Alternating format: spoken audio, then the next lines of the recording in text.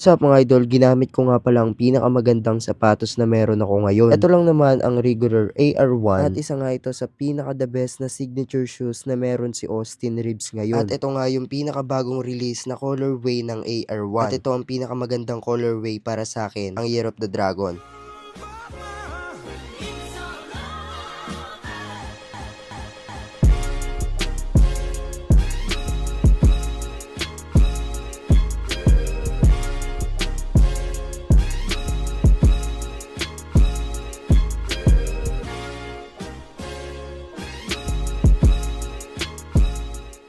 Nakita nyo na kung gaano kaganda at ka-perfect tong colorway na Year of the Dragon. Sa looks niya pa lang, panalong-panalo ka na and hindi ka pa bibiguin neto sa performance na meron ng AR1. Ito lang naman ang nakatulong sa akin para makarami ako ng points sa finals game namin dito sa Bangkal. Unang sinuot ko nga pala ito nung laro namin nung semifinals dito sa Bangkal. Ang kagandahan kasi dito, no need to break in na. Kaya nilaro ko agad dito sa semifinals namin. Isa nga sa nagustuhan ko dito is napakakapit ng sapatos na to. Pa-outdoor man o indoor, pa-semento man o tabla. Talagang di ka bibiguin netong sapatos na to.